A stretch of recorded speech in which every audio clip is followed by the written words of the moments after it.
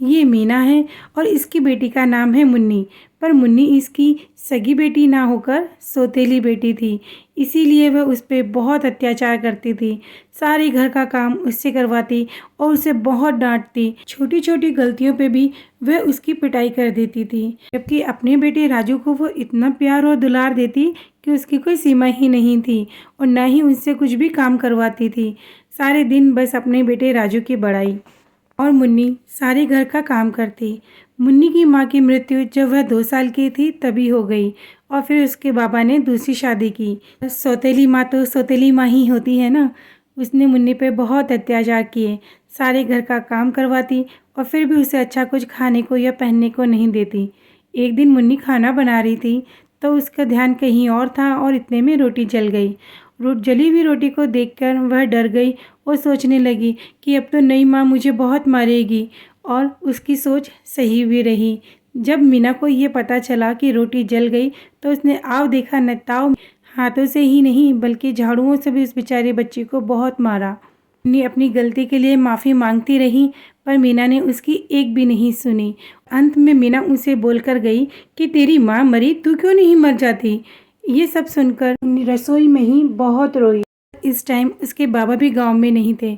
वह रोते रोते उसने फैसला किया कि अब मैं यहाँ नहीं रहूँगी और वह बिना सोचे समझे जंगल की तरफ चली गई। वह वहाँ एक खाली पड़ी हुई गुफा में जाकर बैठ गई और रोने लगी और अपनी माँ को याद करने लगी। रोते रोते मीना बोली, माँ तुम क्यों चली गई मुझे छोड़कर। सब बच्चों की माँ उन्हें प्यार करती है, राजू को भी नई माँ प्यार करती है, पर मुझे कोई प्यार क्यों नहीं करता। सब बातें अपने आप से कर रही होती है कि तभी अचानक उस गुफा की मालकिन नागिन आ जाती है। मुन्नी से कहती है, कौन हो तुम और यहाँ कैसे आई और तुम क्यों रो रही हो और तुम्हें क्या चाहिए मुझसे, तुम इस गुफा में कैसे आई हो। मुन्नी ने अपने सामने नागिन को देखकर डर गई और बोली, हे भगवान ये मैं कहाँ आ गई। तभी नागिन फिर से बोलती है, कौन हो तुम और क्यों रो रही हो। मुन्नी डरते हुए और रोते हुए नागिन से कहती है, मैं मुन्नी हूँ, यहीं पास के गांव में रहती हूँ। और वह फिर अपनी सारी कहानी नागिन को बताती है कि कैसे उसकी सौतेली माँ उस पर अत्याचार करती है और उसको मारती है। नागिन को उस पर बहुत दया आती है और वो कहती है, मेरे पास आओ बेटी, मेरे पास आओ, मुझसे डरो मत, मेरे पास आओ। नागिन कहती है, कैसी औरत है वो तुम्हारी सौतेली माँ, इतनी प्यारी सी बच्ची पे कोई कैसे हाथ उठा सकता है। तभी वो कहती है, आज से तुम मेरी बेटी हो और मेरे पास ही रहो। बेटी आज से तुम्हारी हर तकलीफ खत्म हो गई है, मैं तुम्हारी नागिन माँ हूँ और मुझे नागिन माँ ही कहना।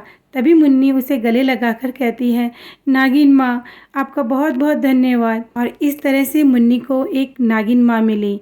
आपको मेरी कहानी अच्छी लगी हो तो चैनल को ज़रूर सब्सक्राइब कीजिएगा, वीडियो को लाइक शेयर और कमेंट ज़रूर कीजिएगा। धन्यवाद।